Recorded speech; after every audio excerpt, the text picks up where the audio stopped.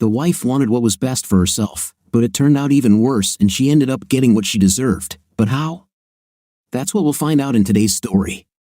Enjoy watching. Passenger in seat 17. I racked my brains trying to recall how the hell I knew her. I sifted through all the women I knew, methodically reviewing each category: my region, gym, family, friends, job. Despite my efforts, I couldn't shake the feeling of familiarity. It gnawed at me, irritating me to no end. Unsolved mysteries were my nemesis. They haunted me until I unearthed the truth, even waking me at 3 in the morning with sudden revelations. As she stowed her coat and carry-on in the overhead compartment, she glanced in my direction, her lips forming a slight smile. But her eyes betrayed no recognition. Maybe I was mistaken, but I doubted it. Settling into my seat, I cursed the faceless administrative employee who assigned me the center seat instead of a window or aisle. Meanwhile, the lady of mystery had no such trouble and comfortably occupied the window seat. I continued to observe her profile, attempting to extract any memory of our acquaintance. Peering through the gap between the seats, I watched as she rummaged through her purse, retrieving her phone and placing it on the vacant seat beside her. Leaning forward, her dark hair obscuring her face, she carefully stashed her purse under the seat ahead. As she straightened up, picking up her phone, I averted my gaze, respecting her privacy as she unlocked it. When I stole another glance, a smile crept onto my face. The answer to my puzzle lay in the background of her phone, a jovial picture featuring none other than Jonathan Carstairs, our head of engineering. Thanks to Jonathan, I ascended to the position of installation manager. He saw through my facade of modesty and recognized my potential. Our bond deepened over shared experiences, from workplace betrayals to personal struggles. He was more than a mentor, he was a friend who uplifted me in my darkest moments. Seeing his image on her phone brought clarity. She was Priscilla Carstairs, Jonathan's wife. Though we crossed paths at office gatherings in the past, her lack of acknowledgement earlier indicated she didn't recall me. I wasn't surprised. Priscilla always maintained a distance from production staff, preferring communication with management. Contemplating reintroducing myself, I hesitated. The awkwardness of initiating a conversation outweighed the urge to reconnect. Besides, with the flight not at full capacity, I dismissed the idea of requesting a seat change from the flight attendant. Opting for distraction, I opened my crossword book, only to freeze midway. A photo on her screen grabbed my attention, a stark contrast to Jonathan's wholesome image. This man, significantly younger and of a different race, posed provocatively, accompanied by explicit messages. My heart sank as I realized Priscilla's intentions. She was just another cheater. Sympathy flooded me for Jonathan, a devoted family man. His love for his wife and adopted children was undeniable. Regardless of Priscilla's grievances, her betrayal was inexcusable. If she was unhappy in her marriage, she had to take steps to solve the problems or leave. She had to finish one thing before starting another. The old pain, the old rage, the old disgust flared up again, taking me by surprise. Old instincts also resurfaced, and my hand continued to move towards my pocket. But instead of taking the pen, I curled my fingers around my mobile. For a split second, I hesitated, letting the thought that Jonathan knew and approved of his wife's behavior swirl through my mind. I shook my head at the thought, impossible. Jonathan was too much of a man to do such a cowardly thing. As if to confirm my conviction, my eyes were drawn to her left hand. I grinned darkly. She had taken off her rings and even put a plaster on her finger to hide all traces that she was wearing any. Perhaps she thought it was a sign of respect for Jonathan and their marriage, that removing her ring somehow made her a better person or less of a cheater. Not in my eyes. Jonathan was a good guy, he deserved better than a cheating wife. He didn't deserve a stupid wife, and she should be one or the other. Jonathan would never forgive her if he found out, not with his story, not after his first wife did. Fragments of drunken swearing flooded my brain. I'll kill this man and her worthless boyfriend before I let her take my house and move in with her lover. This society girl will get a nasty surprise if she thinks I'm going to lie under her and let her walk away with all our property that I earned for us. But she did it, thanks to the gay judge with hairy armpits who suggested that all men were scoundrels and deserved punishment. She led him to bankruptcy, and all he had left was the crumbling cottage that his mother left him. In fact, it was after I saw Jonathan get ripped off in the courts that I hatched a plan to stop Sue from doing the same to me. I secretly took a screenshot of her and then a distant shot to catch her profile. I wasn't sure what I would do with the photos. On the one hand, I wanted to send them to Jonathan immediately. On the other hand, I didn't want to be the bearer of such devastating news. His first divorce almost destroyed him. It took him many years to even start dating women, let alone trust anyone again. I put the phone away. Another passenger was now sitting next to me, and I didn't want him to alert Priscilla or one of the flight attendants that I was filming Priscilla without her knowledge. The 2-hour flight was agony. Every time I saw Priscilla through the crack, I was filled with disgust and longed for the opportunity to write to Jonathan about her betrayal. Was this already a betrayal? Perhaps she was on her way to her first date. Perhaps I was witnessing only the latest act in a long series of betrayals. I've been thinking about this and what I can conclude from the data. I have a photograph of his private parts and a plaster on her finger, probably to hide the dent and shadow of her wedding ring. My principles interrupted my thoughts. It just didn't matter. I even started composing an email, but every time I thought about sending it, I saw Jonathan's face in the months after the end of his first marriage. I saw his proud smile as he showed me the latest photographs of his adopted son and daughter, or their children. I heard his voice as he talked about how his eldest grandson called him grandfather for the first time during his last visit. God, how he loved his adopted children. It would kill him to lose them and their children. Did I have the right to do this to him after everything he had done for me? Did I have the right not to inform him of something so important to his happiness as this? And would he lose them at all? I have always been a determined person. I have proven this beyond a shadow of a doubt in a million work and personal decisions. Why was it so difficult for me to make this decision? Just to prove my loyalty to a man to whom I owe much, I had to destroy a large part of his soul. Could I do it? Could I not do this? What would I want Jonathan to do if our roles were reversed? Easily, I would like the problem to go away and never come back. Thus, the solution to my dilemma was born. However, a piece of the puzzle was missing. Did Mrs. Carstairs care about Jonathan, or was she cheating before the divorce? If it was the latter, were her preparations for the ambush on Jonathan complete? If I warn him now, will he be less likely to be robbed when it happens? Hell, he was only a few years away from retirement. Uncertain, I developed a plan that I thought covered all the aspects that needed to be considered. This would minimize my interference, thus easing my conscience while at the same time protecting my friend and mentor from a cheating wife or an ambush. It would also leave the end result in the hands of the gods, and that appealed to my aging benevolent beliefs. I'll give the woman a chance to show her true colors and her intentions. I will give her the opportunity to minimize the damage that has already been done. I will give her a chance to return to being faithful to her husband. I'll give her the choice that I don't think she gave Jonathan. If she proves through her actions that this is not what she wants, then Jonathan will be notified. Priscilla was crushed into the corner, pressed against the small window so I could look at Paul's photo again without risking the guy next to me seeing it. Paul looked so delicious. It wasn't that his privates were any bigger than Jonathan's. In fact, Jonathan's probably had more thickness. But the darkness was new after all my years with John. That was what Jonathan had lost. It wasn't that he was out of shape, but Paul was 25 years younger, and it showed. Paul knew he was attractive. This was obvious from the confidence in his posture. It was nicely and provocative, and I definitely felt provoked. I looked a little longer, giddy at the thought of what I would be doing with this private part in a few short hours. Later, unfortunately, on the flight home, I would have to delete the image, but for now, I could enjoy it, and I really did enjoy it. Perhaps too much, if the need to squeeze my legs together to relieve the throbbing pain at the top of my thighs was any indication. My eyes followed the line of his six-pack abs, and my fingers tingled with memories of the last time I was with him. As the plane leveled off, I stole a glance to the side, confirming that the guy in the next seat was already immersed in Dan Brown's latest bestseller. Okay, I wouldn't have to talk him out of talking.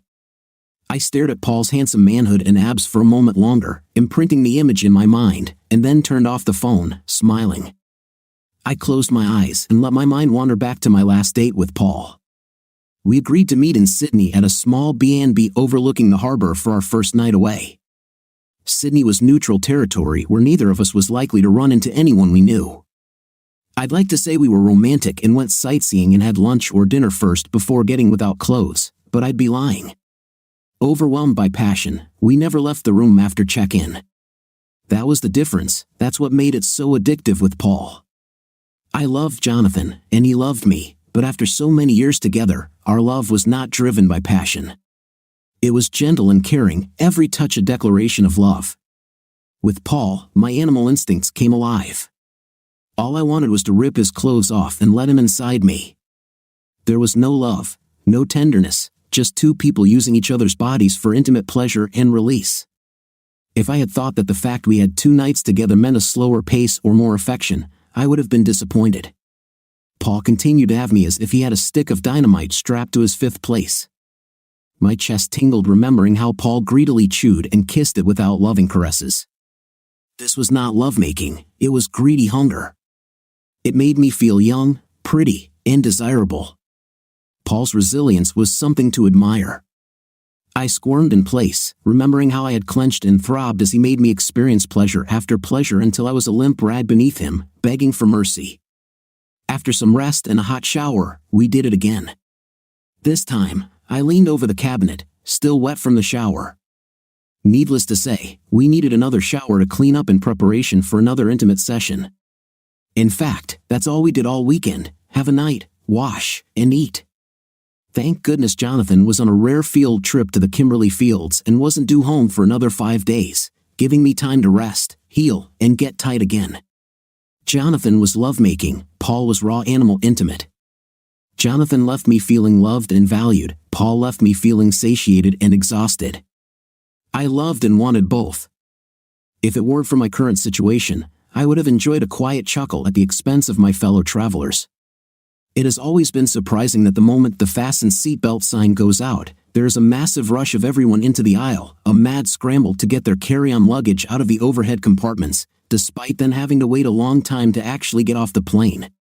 Normally, I would wait until the plane was nearly empty before packing my things, but since my plan required me to keep Priscilla a relatively short distance ahead, I joined the rest of the economy class passengers in the aisle. By allowing the gentleman next to me and the passengers opposite to gather first, I managed to position myself 4 people behind Priscilla. She showed no signs of recognizing me earlier, but I didn't want to risk that it was an accidental mistake on her part. I maintained my distance as we crossed the air bridge into the terminal. As I suspected, she headed to baggage claim. Women like Priscilla always took luggage with them. The carousel was motionless, the cargo had not yet been unloaded. My target scanned all the faces in the room before turning her gaze to the exit. She tapped her foot impatiently and looked at her watch. As the first piece of luggage began to spin, her gaze moved between the carousel and the exit. When her face lit up like a Christmas tree and she even took a step towards the doors as she raised her hand to wave, I turned to look in the same direction. I couldn't help but snort contemptuously. Like a cliché, her partner looked significantly younger than I knew Priscilla to be. I waited as he hurried towards her, hoping that their greeting would let me know whether this was their first meeting or one of many. My heart sank. I closed my eyes, letting the air escape. The lovers, now I knew that this was exactly what they were, showed no signs of embarrassment, awkwardness, or clumsiness. For a moment, I doubted my plan. The woman was guilty as hell, but the thought of Jonathan, now in his 60s, having to deal with the betrayal of his second wife, his love and trust, kept me on the right path. Decision confirmed, I secretly photographed their passionate embrace.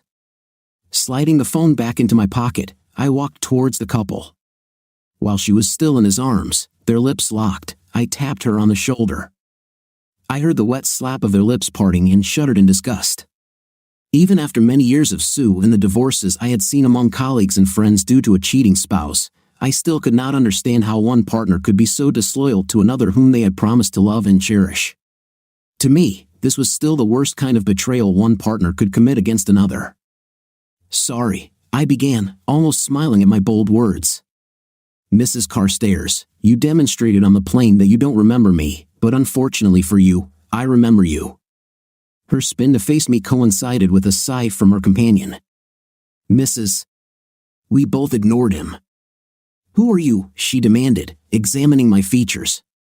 Then, as I watched, her eyes turned halfway towards her lover.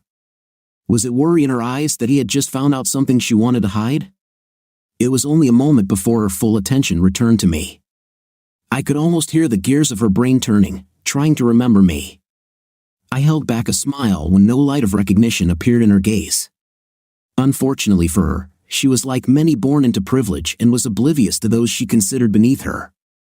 Who I am doesn't matter.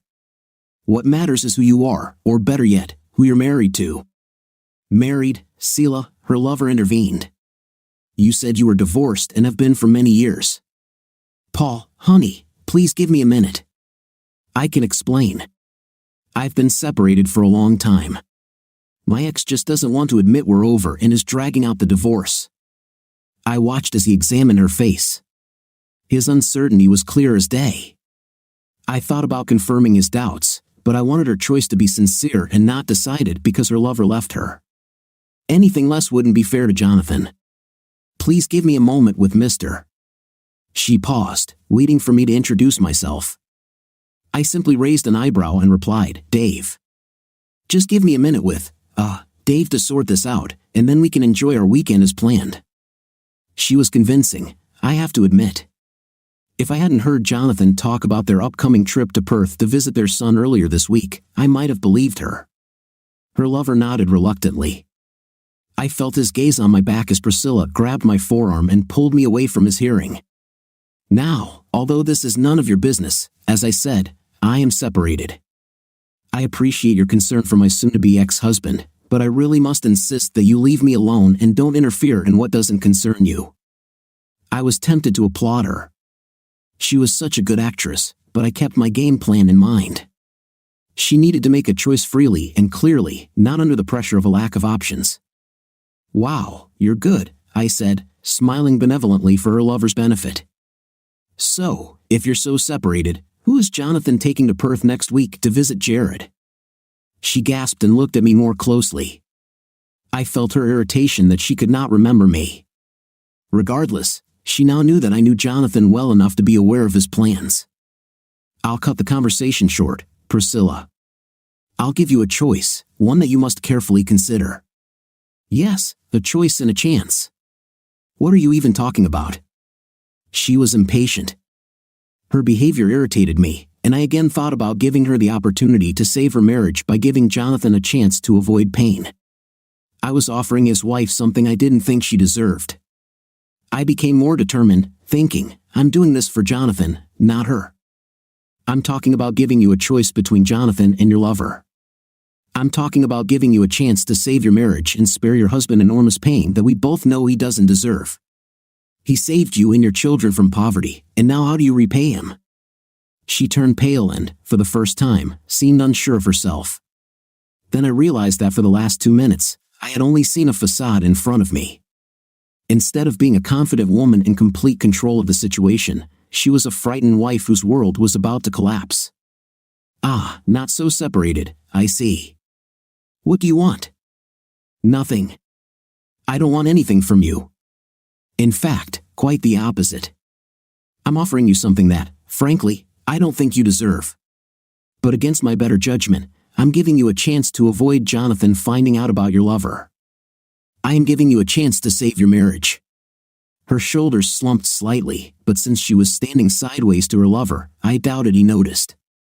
What do I need to do? She asked. You don't have to do anything. Were you listening? I'm giving you a choice. She nodded, and I smiled. It's almost noon. I'm giving you until 4:30 Melbourne time to call me from code 03, confirming you're back in Melbourne, or I'll send Jonathan the email I've already prepared with these 3 attachments. I took my phone out of my pocket and quickly opened the folder containing the 3 photos I had taken of her. Oh God, she made a sound, closing her eyes. Please, please don't do this. Jonathan will be broken. You really need to learn to listen better, Priscilla, I said. You have until 4:30 local time in Melbourne, so considering daylight saving time, you have just over 3.5 hours to return home. But it's almost noon. That's not enough time. Oh, it will be difficult, but there are several direct flights that will get you there in good time. Here's my business card. Call or email me on my mobile no later than 4:30, and the email with attachments will never leave my drafts folder. Well, unless I suspect you're exhibiting poor judgment as you've been doing lately. You call me at the appointed time, and from that moment, you behave as a wife should behave towards Jonathan as her husband, and the letter and photographs will never see the light of day. She took my business card, reading my name and title, and I finally saw it dawn on her. She swallowed loudly, looking up at me with fear. I smiled and nodded, confirming her unspoken question.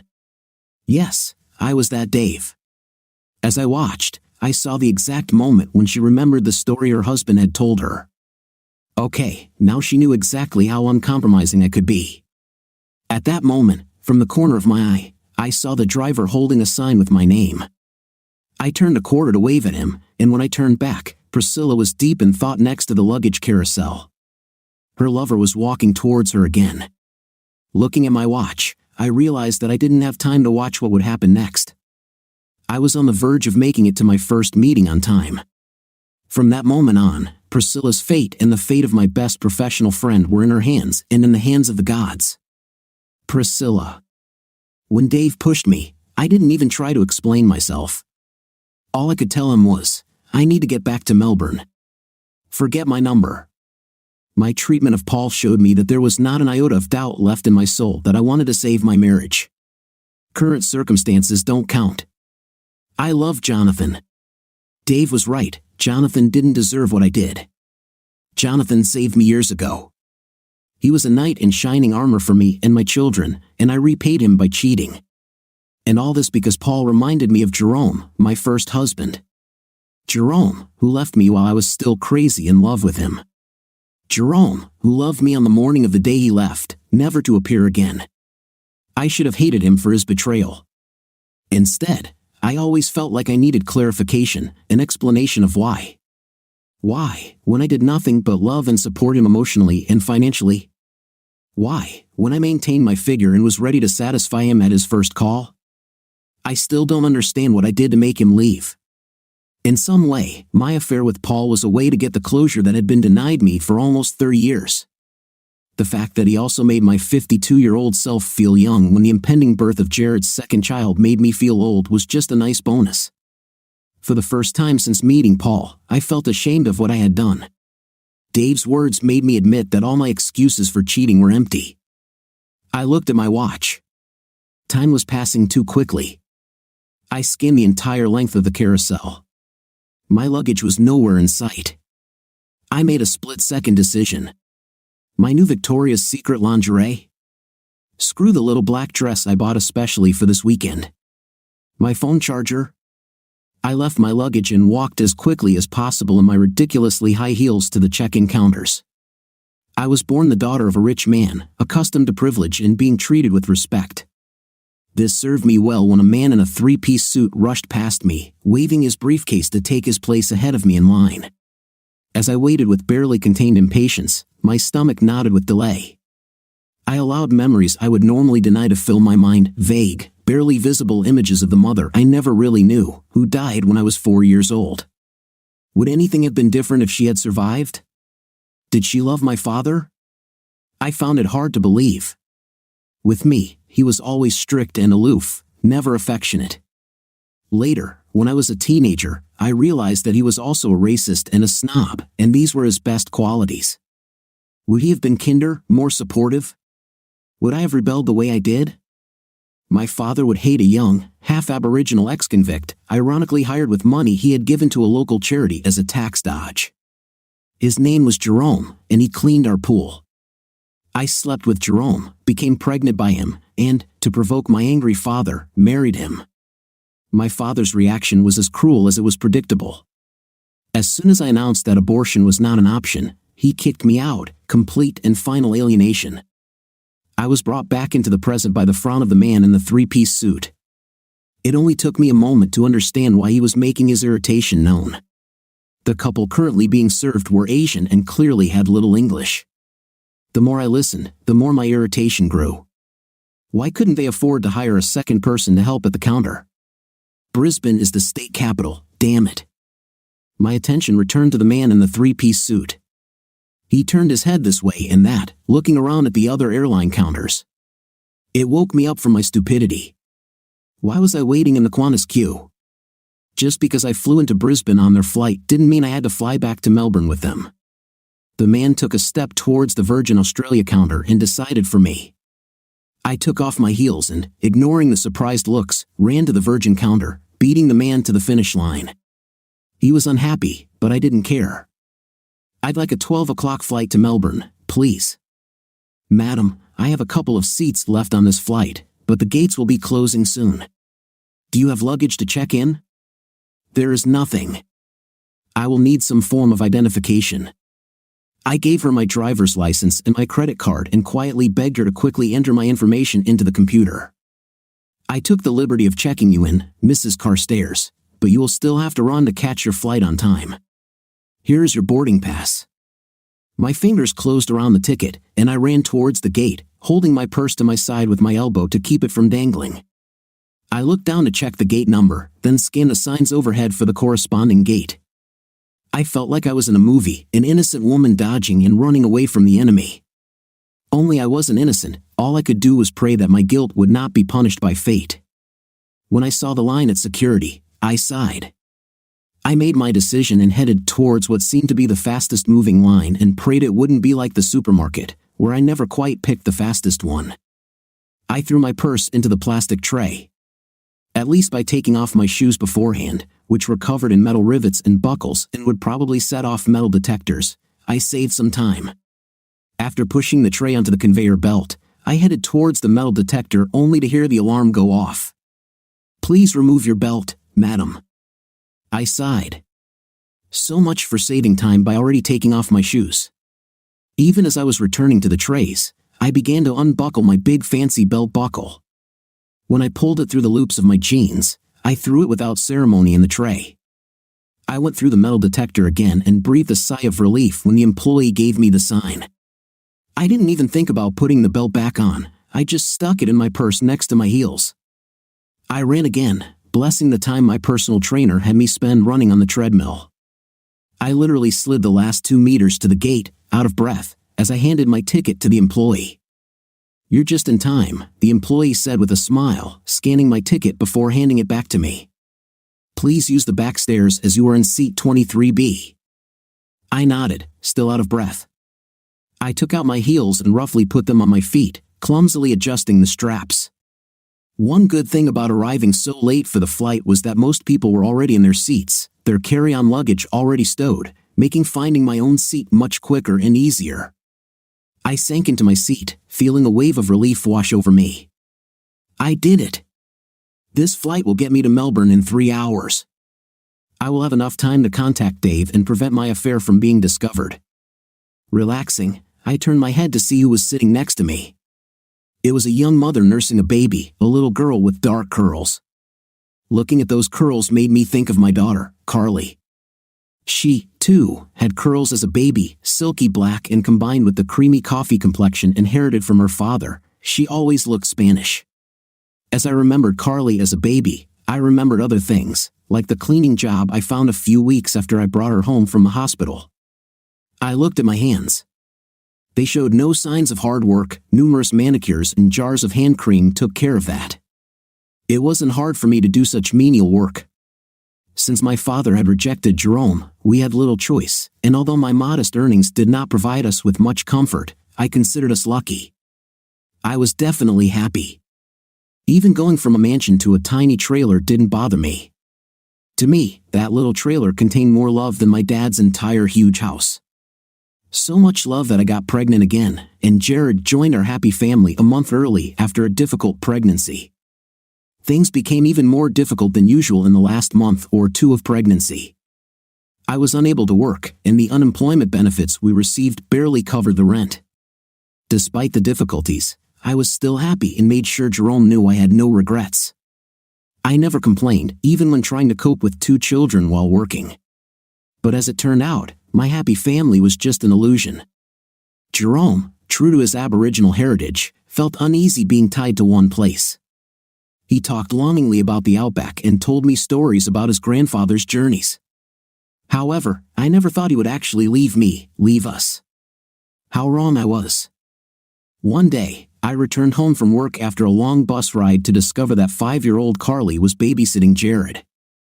The car, Jerome, and all valuables, including my grandmother's brooch, were gone. I later learned that the meager contents of our bank account were also missing. Even worse, he left me in debt without paying the last month's rent for the trailer. The trailer park manager turned a deaf ear to my pleas. No amount of tears moved him. The kids and I went from having a happy, if modest, home to being homeless. That's how Jonathan found us. The sound of a voice through the loudspeaker brought me back to the present. Instead of the expected seatbelt warnings, we were notified of an expected 30-minute delay due to the need to remove baggage from the hold for a passenger who did not show up for the flight. After hearing the reason for the delay, I couldn't control my poisonous thoughts. Damn the airline rule that says if some idiot passenger falls asleep in the terminal and doesn't show up at the gate after check-in, everyone else is stuck waiting for their luggage to be removed from the plane. I was hoping the idiot would die in his sleep. Looking down, I saw that my knuckles were white. I was clutching my purse so tightly. Taking a few deep breaths, I made a conscious effort to loosen my grip. Relax, I told myself. What's the worst that can happen? You'll arrive at 3:45 instead of 3:15. You'll still have enough time to contact Dave and prevent disaster. To distract myself, more than for any other reason, I let my thoughts wander to my meeting with Jonathan. What I remembered most from our first meeting was his kindness and caring. He looked at me with his soft gray eyes, and I immediately knew I could trust him. "Are you in some kind of trouble?" he asked me. Those 7 words were enough to open the floodgates and make me choke on my story. Of course, my sobbing had the same effect on Carly and Jared. Poor Jonathan, although it didn't bother him. Somehow, he put us all at ease, reassured us, and instilled enough confidence in me that I didn't mind as he bustled us into his car. I didn't mind when he took us to the trailer park and helped me pack the remaining things that wouldn't fit in the only suitcase I had. Tears welled up in my eyes as I remembered how he sat down in front of Carly and Jared, offering them ice cream. Gently but firmly, he ordered them to sit under a large elm tree while he and I filled the trunk of his car with what little kitchen utensils and linens I had. And it didn't stop there. He took us to his house, which had a small 2-room guest apartment located in the back corner of the property. After he left us and insisted that we unpack and make ourselves at home, he went and did his shopping for the week. Not since I left my father's house have I seen a refrigerator and pantry so stocked. It was like Christmas. Much later, when I finally felt that the children and I would not be thrown out onto the streets, I dared to ask Jonathan what he was doing in the park that day. By that time, I had already worked as his housekeeper for several weeks and knew that he worked on the other side of the city, far from the park. He must have seen the look of panic on my face. I definitely remember the sensation, squeezing my chest until I could barely breathe. "Don't worry, Priscilla," he said, patting my hand comfortingly. "The fact that you and the children live in an apartment turned out to be much better for me. Now I come home to a clean house, a home-cooked dinner, and to find my clothes cleaned and ironed," I added, so he knew how much I was doing. "Yes, and it's also..." A lump formed in my throat from the memories. Not once did he make me feel like a beggar whom he took under his wing. He never made it seem like charity. He was always nothing but generous and supportive. He entrusted me with the keys to his house, opened accounts for me to make purchases for both households, and even paid me a small salary. I could rob him, run away with his money. Hell, I could sneak up on him in the middle of the night and stab him while he was sleeping. And I think, in a way, that's what I did. I hit him in the back, only I waited almost 30 years to do it. Coming to terms with the truth of what I had done was too much. My mind recoiled from this. I only met Paul 4 times. It wasn't love, it was a fleeting affair. This was the last gasp of youth. Jonathan doesn't know, and if God is merciful, he'll never find out. I will fix it. The simultaneous movement of the plane along with the pilot's announcement interrupted my thoughts. I checked my watch. Takeoff was 40 minutes late. I frowned and prayed that there would be no more delays. Once the plane leveled off, I took out my phone and checked the weather forecast for Melbourne. As a city, it had a reputation for experiencing all 4 seasons in one day, and the last thing I needed was an unexpected storm causing further flight delays. Relaxed, sunny with possible rain, I noted, and calmed, I returned to my thoughts. I'm sure Jonathan has no idea about my short-term affair. What he doesn't know can't hurt him. I just need to keep him in the dark. Really, what harm have I done? After almost 30 years, a small hobby in flirting that didn't threaten Jonathan or our marriage in any way. Not for a moment during my time with Paul did the thought of leaving Jonathan even arise. In fact, in some ways, Jonathan benefited from it. Being with Paul made me feel young and hot. Jonathan was the recipient of my renewed libido. What's the worst that could happen if Jonathan finds out? I'll have to throw myself at his feet and beg for forgiveness. He loves me. He won't want to lose me and the children. It may take time and be difficult, but he will forgive me. I've been thinking about this for a while. What if he doesn't forgive me? What if he kicks me out? We had a marriage contract. Cheating on either side meant leaving the marriage almost empty-handed. Even when I worried about the infidelity clause, I brushed it aside.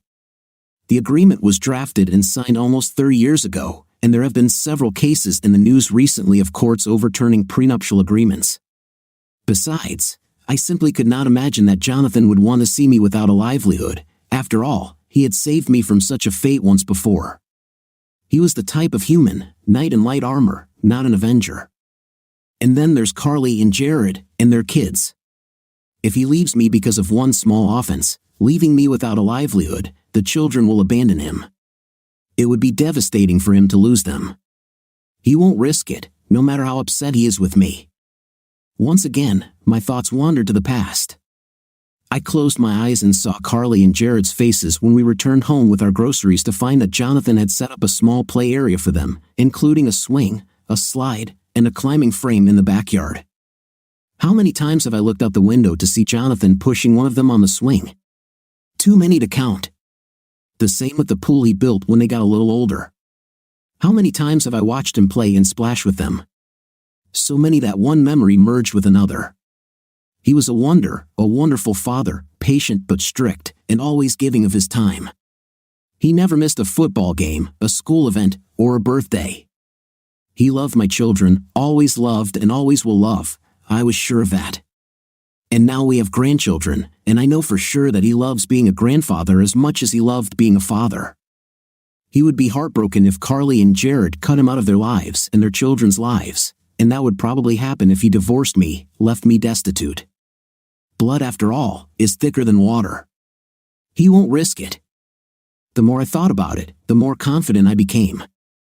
I may have to swallow my pride and appeal to Jonathan to win him back and restore his pride, but I won't lose him.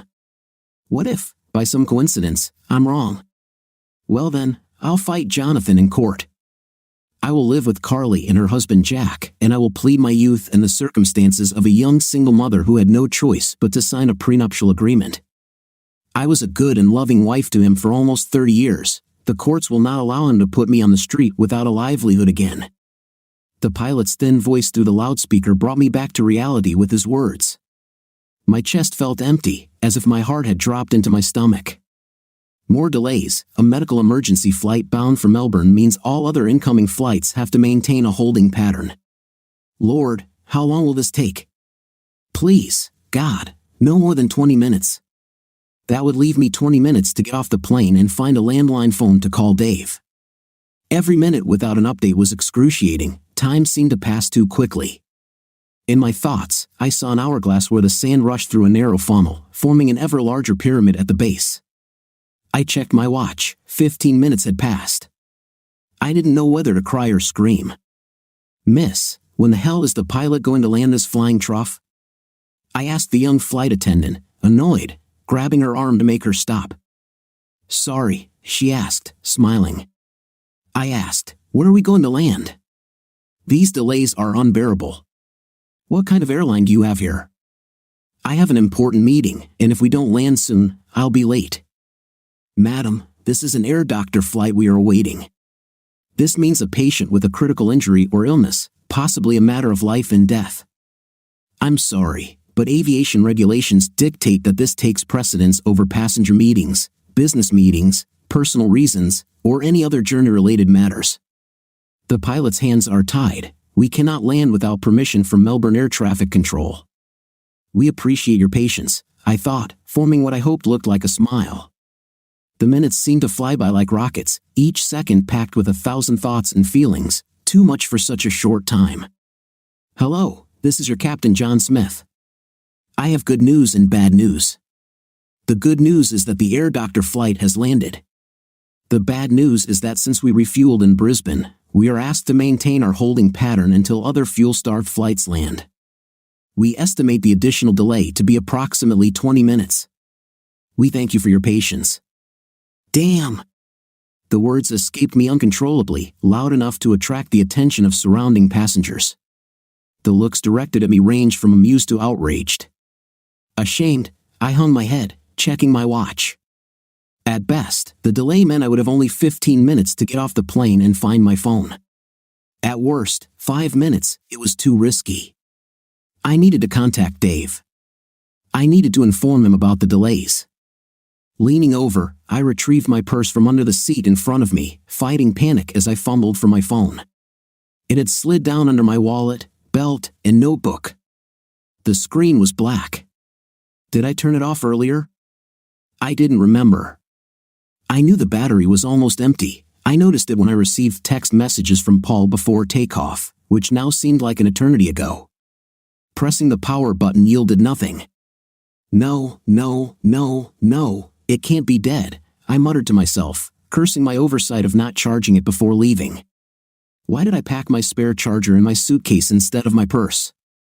Because you wanted to be able to tell Jonathan a half-truth that you forgot to charge it, I whispered. Pressing the power button again, I prayed for a miracle. Still, nothing happened. What should I do? Please let us land in time for me to reach a public telephone in the terminal, I silently pleaded, watching the seconds tick away on my watch.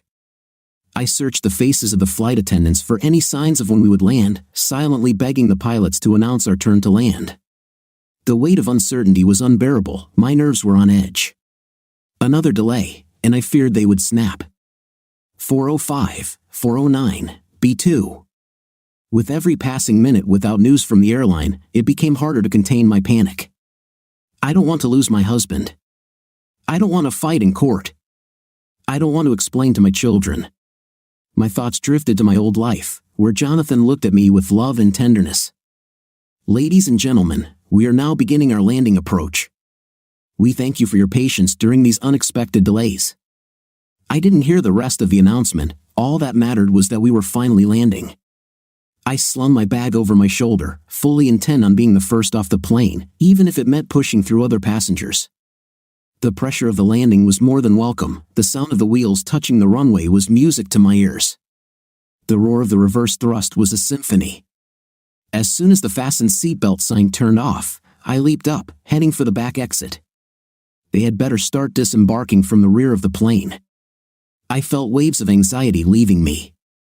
Other passengers and even flight attendants avoided eye contact with me. They probably thought I was crazy, and they wouldn't be entirely wrong.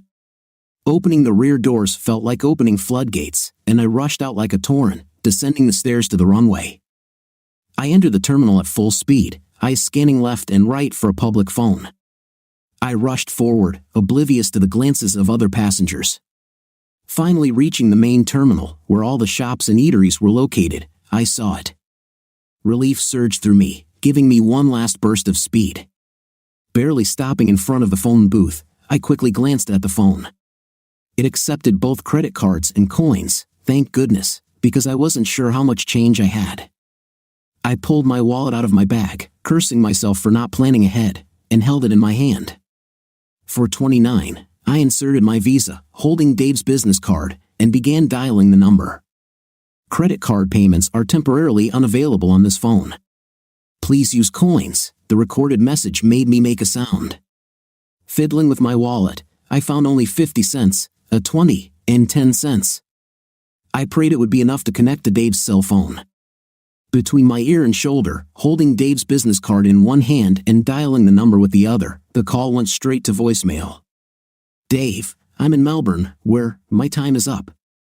No, God, no. I looked at my watch, For 32. My legs weakened, and I sank to the floor, still clutching the phone. My life as I knew it was over. Dave, at this very moment, contacts Jonathan, informing him of my betrayal. Possible words and phrases that could complete his letter flashed through my stunned mind, but my thoughts raced too fast to grasp any of them. I saw pictures of Dave and Paul again, me kissing Paul. Jonathan would be devastated, heartbroken, destroyed, and it's all my fault. I saw Jonathan's face as clearly as if he were standing in front of me, his broken expression filled with grief, tears flowing down his cheeks. The only other time I'd seen that look on his face was when we almost lost Carly to meningitis. At that moment, the full extent of how dear he was to me, how much I loved and needed him, dawned on me. The feeling of guilt made me swallow convulsively. I had wronged him in the worst possible way. And to add to my crimes, I had spent every minute since Dave confronted me rationalizing what I had done, minimizing my actions, justifying myself. What the hell was I telling myself? Why did I need closure for a relationship where my children and I were not only abandoned but left destitute and in debt? Worse, am I so vain, so shallow, so pathetic that I need a man to make me feel attractive and desirable? It seems so. How could I even think about fighting Jonathan in court? How could I be so selfish? How could I become so self-centered? The idea of being on the opposite side of anything from Jonathan is simply wrong. Have I, despite myself, become my father? My stomach clenched with shame. Dave, for a clock, showed in the bottom corner of my laptop screen. I sighed, not knowing if it was a blessing or a curse that my afternoon meeting ended early, leaving me time to think. Come on, Priscilla, call, damn it, call. I reread my letter to Jonathan, tweaking it here and there, though I wished I had deleted it rather than edited it. For 07, I checked the volume and charge of the phone. I knew they were fine, but I needed something to occupy my hands. I stared at the screen, willing it to light up with an incoming call. She should have landed by now, I thought. I'm not used to regrets, but I really kicked myself for being distracted and losing sight of her at the airport. Any sign that she had returned to her lover, or had rushed to the front desk, would have made my decision easier. I killed some time writing down every possible flight number she might have been on. Having done this, I crossed out all those that had already landed. The remaining list was very small. Please, I silently begged her, please don't make me be the one to destroy my friend and mentor. Please don't make me be the bearer of such devastating information. Please, love him enough to want to protect him from such pain. Please, want to save your marriage. 4:14, I growled in irritation. With deliberate movements, I brought the cup of coffee to my lips. I would rather throw it at the opposite wall. Hence, my overly controlled actions. Call me, you selfish, arrogant. For 19, I rolled my neck back and forth, trying to relieve the tension. It didn't work. I got up and started pacing. It's not a cure, but it's better. For 23, as I watched the status of the last non-landed flight from Brisbane to Melbourne change from delayed to landed. Everyone else had already been on the ground for at least half an hour. Call, damn it, call. This man is the best thing that ever happened to you. Call. Walking was no longer helping. The temporary office they had given me in Brisbane was too small to accommodate my stress. Push-ups were what they were. 1, should I do? What was I going to do? 2, it's come to this. If she wants to save her marriage and prevent Jonathan from being destroyed, she would be in Melbourne right now. 3, if he calls now, I will remain silent and not devastate my friend. I will not bear, even if indirectly, responsibility for the destruction of his life. 4, if she doesn't call, it means she's staying in Brisbane. She is not interested in saving her marriage. She has already decided to leave Jonathan and may even have taken action to come out of the divorce in a better position. I got to 15 when a terrible thought occurred to me. Crap, did I make a huge error in judgment? Could she have used the time since I left the airport to further her plans to destroy my friend? 16, if that's the case, what kind of friend am I by helping a good person get deceived again? I only did 20 push-ups. I swear that if Jonathan is deceived, I will help him in any way I can. Emotional support, financial support, hitman. For 29, damn you, heartless. I logged back into my laptop, which had gone into sleep mode. I was immediately redirected to my draft letter. My finger hovered over the send icon. I make a sound. I couldn't do it. I couldn't tell him such news in such an impersonal way. For 30, time had slowed down. I stared at this terrible instrument for what seemed like an eternity. For 31, I reached for the phone. Jonathan's number was one of the last on my call list. "Hi, Dave. How's Brisbane?" Hearing Jonathan's voice almost made me lose my own. "Jonathan, I have bad news, information I really didn't want to know." Silence in response. "Are you there?" "Yes, okay, go ahead." "Did we lose the contract?" I closed my eyes. Of course, he assumed it was about work. He trusted Priscilla, she and the children were everything to him. "No, buddy, everything's fine from the work side. That concerns Priscilla. She was on the same flight as me this morning, sat ahead of me actually." Then I told him everything, seeing the photo on her phone, watching her kiss her lover, assuming it wasn't the first time, confrontation, the choice I offered her, her obvious solution. All this time, Jonathan remained silent. At the end, I asked if he wanted copies of the photos and asked him to approve my actions. To the first question, he simply answered, "Yes, please," in a voice clearly trying to remain under control. The answer to the second was preceded by a few seconds of silence. "Thanks, buddy. You did the right thing. I need to go."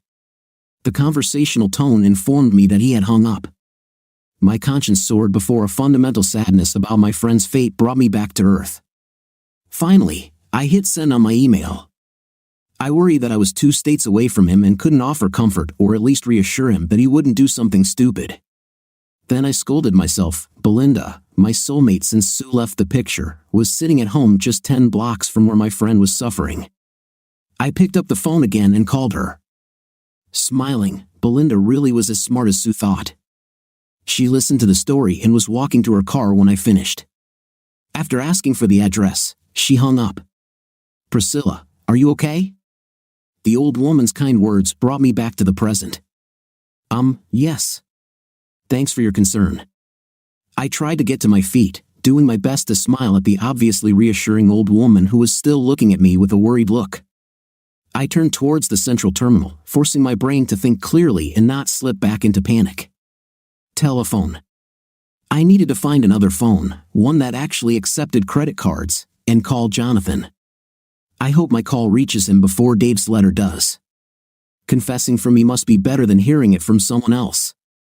It took me 2 tries to find a fully working public phone. If I wasn't so focused on reaching Jonathan, I would be outraged by the poor service from Telstra. First, I tried to call his cell phone, but it went to voicemail. I thought about leaving a message but decided against it. I wanted to talk to him directly. I knew Jonathan would be home. He often worked from home on Fridays, so I called the landline. I held back my tears when it too went to voicemail.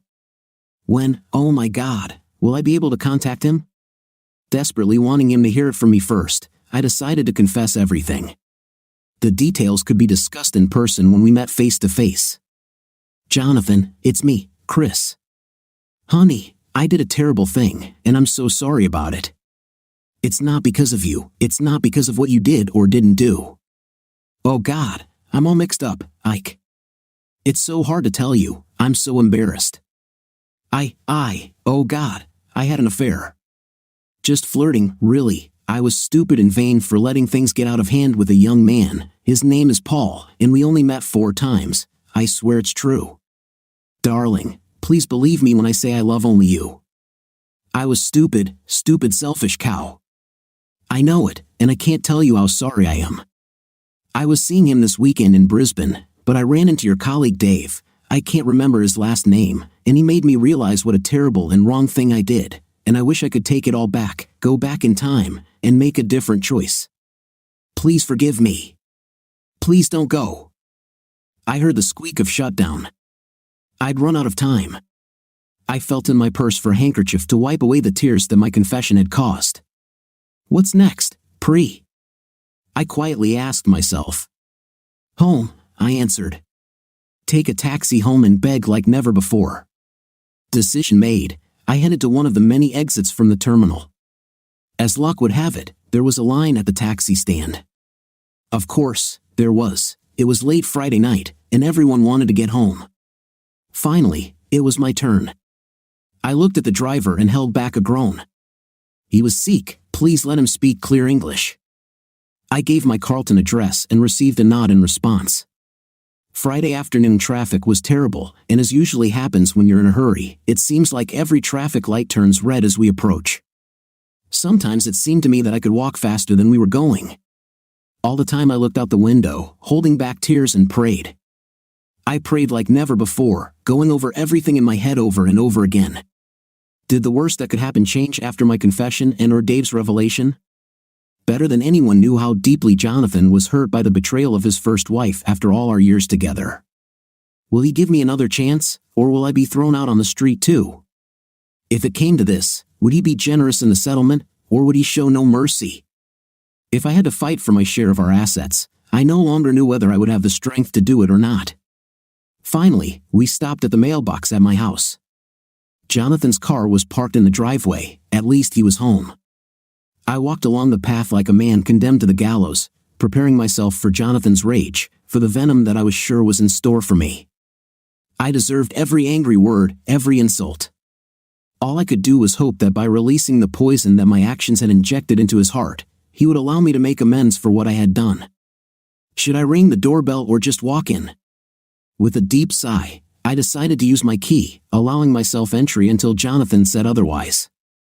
This was still my home. There was silence in the house when I called, but no one answered. Is he ignoring me? Confused, I checked the kitchen, then the master bedroom and the bathroom. No sign of Jonathan. My heart began to beat wildly.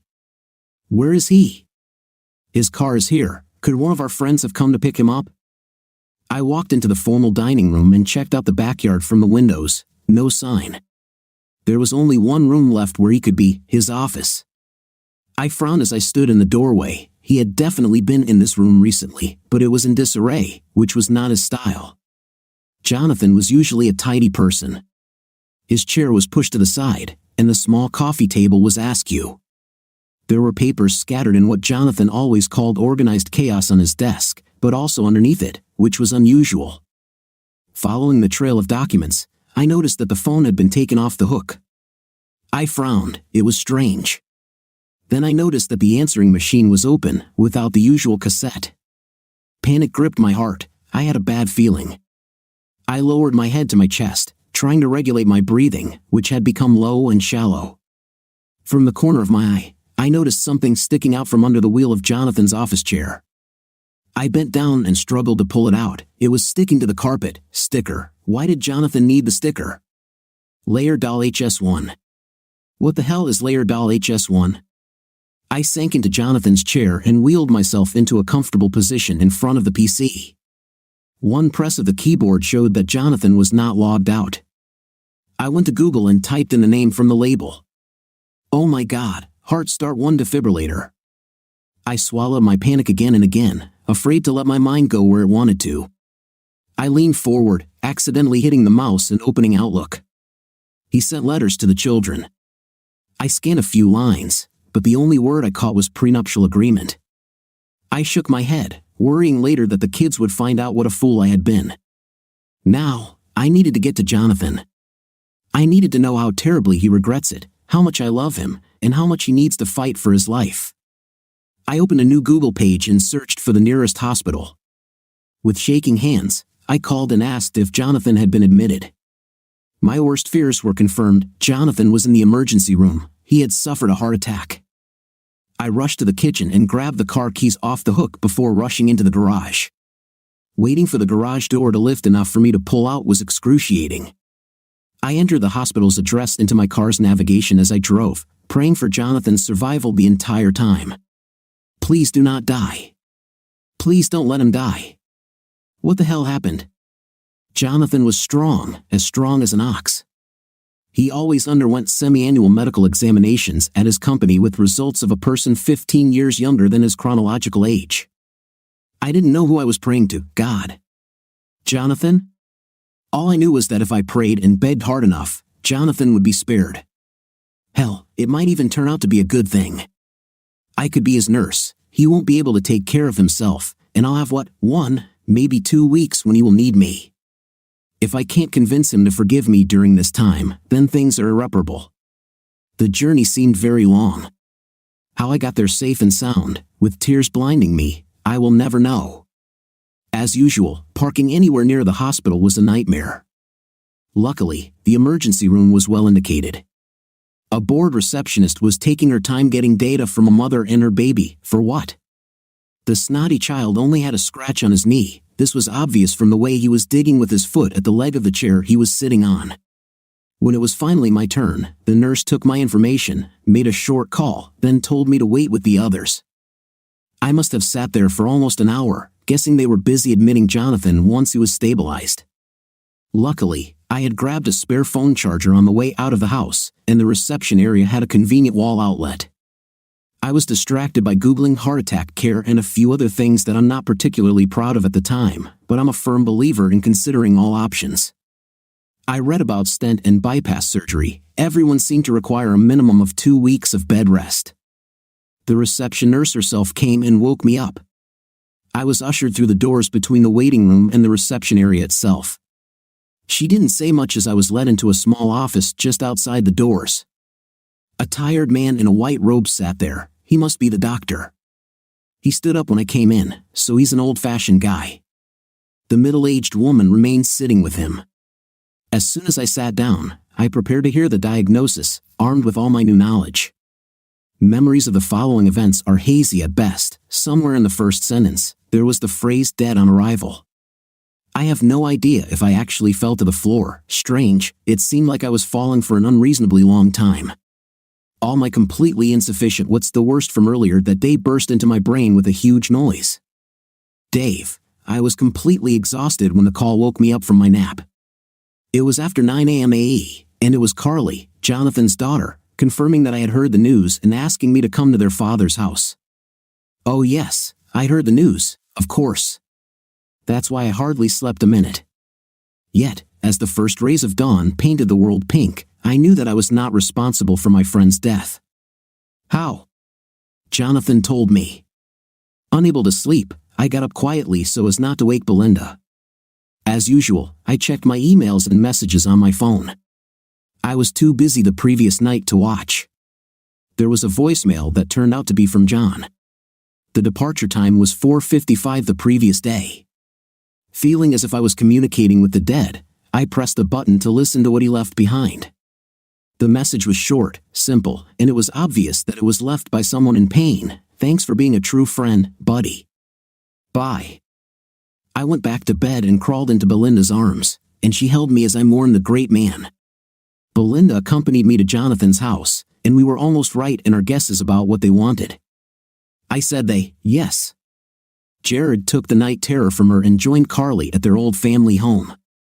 They wanted to know what killed their father and, like many of the recent mourners, to know who to blame. After establishing that Jonathan had sent them a letter before the hospital contacted them to tell them that their father had died and that their mother was still there, sedated, Belinda and I created a timeline for them. Belinda managed to quickly get to John's house, noticed his car, but no one answered the doorbell. She allowed herself to walk around the house, looking in the windows, so she saw him lying on the floor.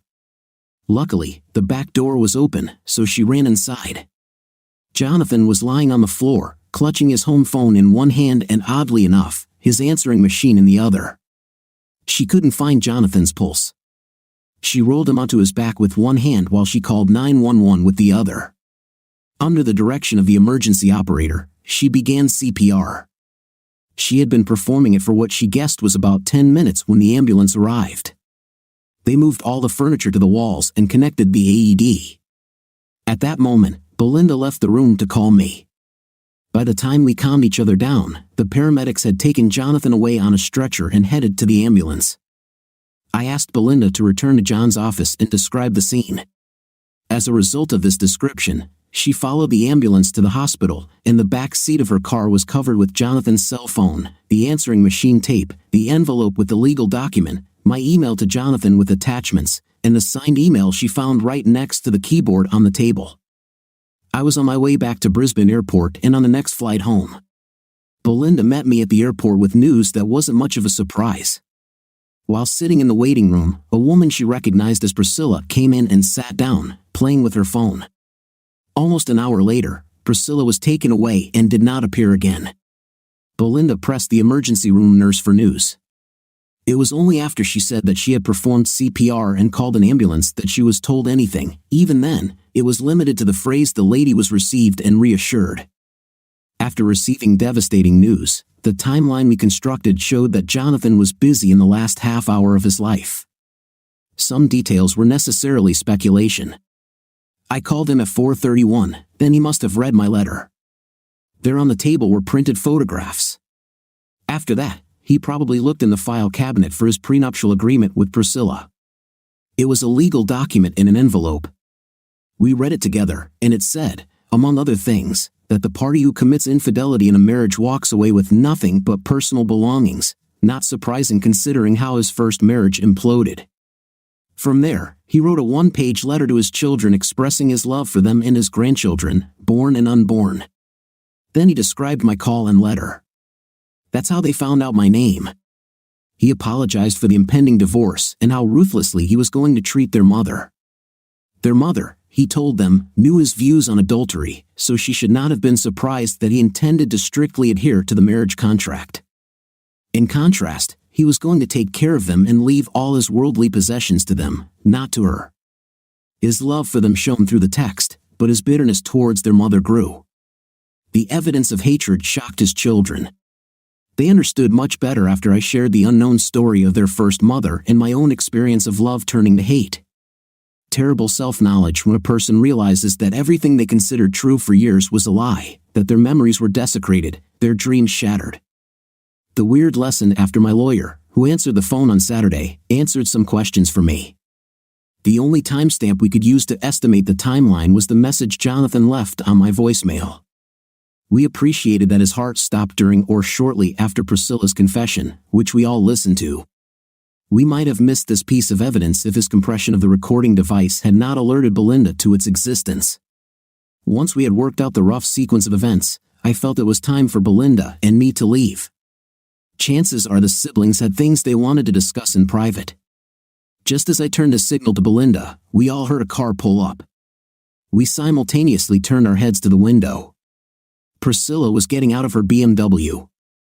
Priscilla, like in the hospital, I was slow to open my eyes. When will this nightmare end? The sound of the front door opening and closing made me cringe, and I closed my eyes even tighter. I have never felt so alone and isolated. The nightmare began when I woke up to the noise of the cleaning lady in my room making noise and noise. I flinched from the sharp noise. I carefully opened my eyes, blinking in an attempt to quickly get used to the light. I make a sound. My head hurt. It seemed blurry, as if I was trying to think through a ball of cotton wool. Why am I in the hospital? And then everything came back. Jonathan left, died. I will never feel his arms around me again. I will never see his smile or hear his laugh again. The love of my life is gone. I couldn't stand it, hot tears filled me. I felt panic begin in my lower back, gaining momentum as it moved up my spine. The sound of an animal in pain pierced my brain. It took a moment for me to realize that it was me. I was that animal, screaming in agony. I struggled, fighting with the bedding. Hands held me back. Here, take this, Mrs. Carstairs. I turned my head back and forth, avoiding the edge of the plastic cup while simultaneously pushing away the submitted hand. It was necessary to escape. I needed to escape my new reality. SHH, calm down. Accept it, and you'll feel better. Like a puppet whose strings have been cut, I go limp, unable to support my own weight. The nurse handed me the glass and pills again, and I obediently sipped and swallowed. Within a few minutes, there was calm, seeing that I was no longer a threat to myself or anyone else. The nurse patted my arm, encouraging me to lean back against the many pillows she was stacking behind me. Someone will come by soon to make sure you're okay. Just rest until then. I followed the instructions, remaining calm but exhausted. Jonathan left forever. My mind was evading the reason. I didn't know how long I waited for discharge, Time had lost its meaning. Everything I did was on autopilot. My only goal was to get home, to a familiar place where I could cry. I knew I needed to run out of tears before I tried calling Carly and Jared again. Perhaps it was for the best that they didn't answer their phones when I tried earlier. When I saw Carly's car in the driveway, I stopped. I realized that the hospital should have called her. My emotions were mixed, relief that I didn't have to break the devastating news and fear of meeting her, knowing that she knew something about my affair. For the second time in 24 hours, I walked to my front door like a convict. I walked into the house and did a double take. Not only was Carly sitting in the living room, but so was Jared. The big surprise, however, was the presence of Dave and a blonde woman whom I didn't recognize and could only assume was his wife. I waited for my children to come and hug me and was puzzled when they remained seated. They both just looked at me disapprovingly. I was speechless, pinned to the spot. Without even looking at me, Dave and his wife stood up and said goodbye, his wife hugging both of my children. Dave hugged Carly but shook Jared's hand. Carly even thanked Dave for what he did for her father. What? Thank him for what? For killing him. After they closed the front door behind them, Jared walked back into the living room and sat down where he had been sitting before. Carly avoided my gaze the entire time he was out of the room.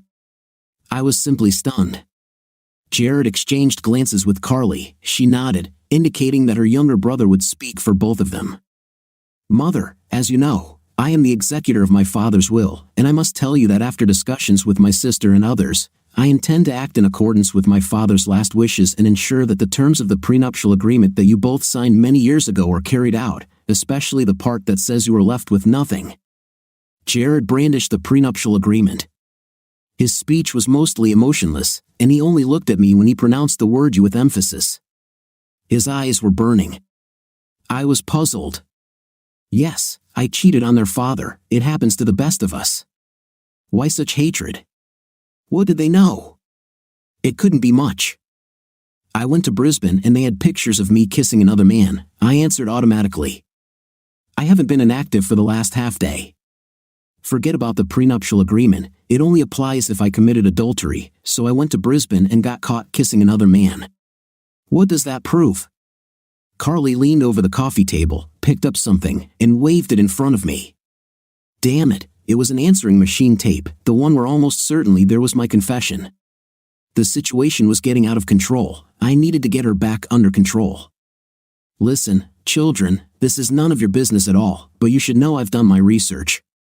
Even if I can't challenge this ancient prenuptial agreement, the law is clear, unless otherwise stated, everything that belongs to your father goes to me, in accordance with the terms of his last will and testament. Carly stood up, her eyes swollen with anger.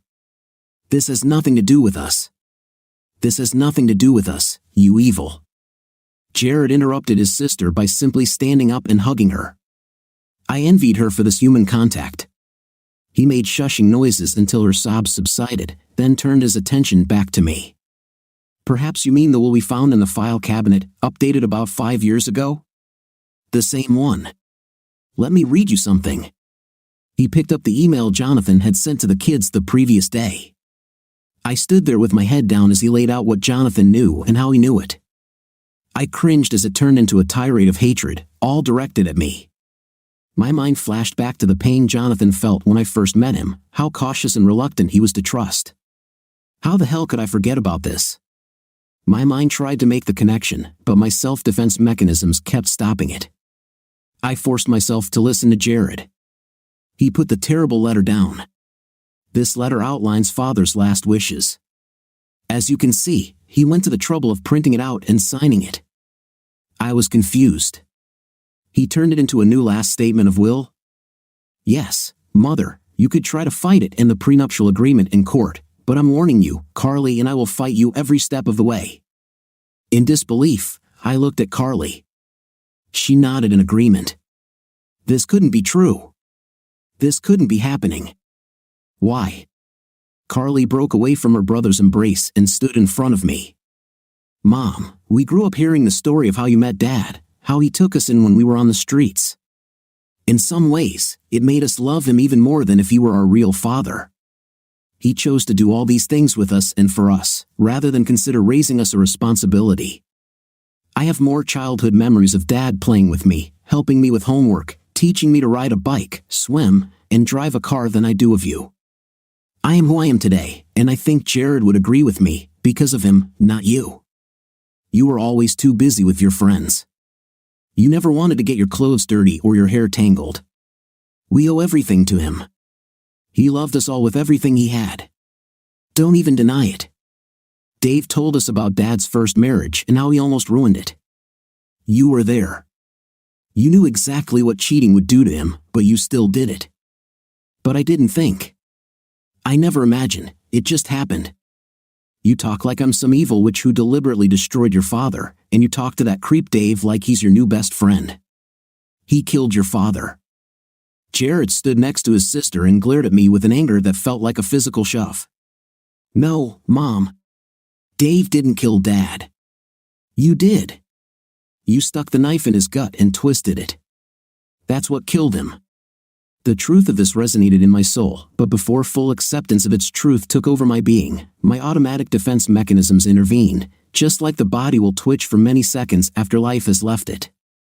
You can't pay attention to what he wrote in that damn letter. He was just wounded. He spoke in anger. Your father loved me, I protested weakly. Jared stepped even closer. Yes, he loved, and yes, he spoke in anger. Imagine sitting there, knowing you were having a heart attack. How much hate and passion does it take to write a letter, print it, and even sign it when you could be calling an ambulance for yourself? That's how important his last words were for him. He risked his life for them. That's what I don't understand.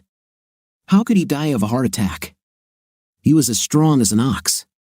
God, he had a physical 4 months ago, and the doctor told him he was as healthy as a 40-year-old man. Funny you should mention that, Mom. We asked the hospital the same question. Do you know what they told us? The sarcasm in Carly's voice made me wince as I shook my head. Shock, Mom. Shock. Your betrayal shook him to his very core, and his poor, broken heart shattered. Your selfishness, your vanity, your damn stupidity. And you, so elegantly put it in your confession, destroyed him completely. My children and Jared's children will never know their grandfather because of you, and I will never be able to forgive you for that. I stepped back as if I had been pushed away. Jared walked forward, seemingly attached to me. I will believe until the end of my days that his father's last words were more important to him than his survival. I must believe this because the alternative is too terrible. Carly looked at him with confusion. Yes, the alternative is that he knew the pain of betrayal he was about to experience from the one our faithful mother was supposed to protect. He knew the level of agony that was coming and deliberately decided not to call an ambulance for himself. If I believed it for at least half a second, I might never be able to sleep again, then he would choose to never know his grandchildren or not let them know him. It's just too terrible to think about, Carly sobbed as she sank back into her chair, her face pale. Jared walked over to her and placed his hand on her shoulder, squeezing it tightly before turning to me again. So, Mom, it is with our father's passion that we will fulfill his last wishes, and that's all I remember for a very, very long time. Priscilla, sitting on the couch surrounded by packing boxes, my eyes fell on the small plastic container that held a small portion of Jonathan's ashes. I couldn't look at him for long, it was too painful and surreal. How could it be that something so small, so insignificant, contained the remains of such a great man as Jonathan? I needed movement. I stood up and stretched my legs, then walked aimlessly from one packed box to another, running my fingertips along their edges. So little, in fact, from such a long, rich, and full life together. I guess I should consider myself lucky that the kids let me take as much as they did. They could only force me to leave with clothes and toiletries. Taking a circle around the room, I stopped in front of the wall where a beautiful antique sideboard once stood and looked at the ghostly outline where we hung a reproduction of our wedding. It showed Carly nestled in the crook of Jonathan's arm, his other arm wrapped around my waist, and Jared standing proudly in front of us. We were all smiling, beaming with happiness. Now, the empty wall with its ghostly empty frame spoke to me more eloquently about the emptiness of my future than words. I sighed, tired and sad. I was between a rock and a hard place, with an impossible solution. I could agree to Jonathan's last wishes and leave without a fight, thus keeping alive the glimmer of hope that one day my children would forgive me and allow me to be a part of their lives. This option meant my working skills other than home economics were non-existent. I was too young to receive a superannuation but too old to be truly competitive in the job market when I had no qualifications. My other choice is to sue my own children in open court, knowing that by doing so I would lose Carly and Jared and their families forever. And of course, I would refuse Jonathan's last wish. Both options were disgusting. I could blame Dave for what he said to Jonathan. I could blame Jerome, my first husband, for leaving me without explanation. I could blame hormones or aging or Paul for taking advantage of a vulnerable older woman. Hell, many psychologists would tell me that I could blame my mother for dying when I was so young or my father for being distant and uncaring. But the truth is, yes, I could finally admit that I only have myself to blame. No one forced me to respond to Paul's flattery. Nobody forced me to sleep with him. No one forced me to lie and cheat on the person I vowed to love exclusively for the rest of my life. I made these choices, and now I had to live with the consequences. What do you think of our story today? I think the story is quite interesting with some unusual twists and turns. What's your opinion? Write in the comments. See you in the comments.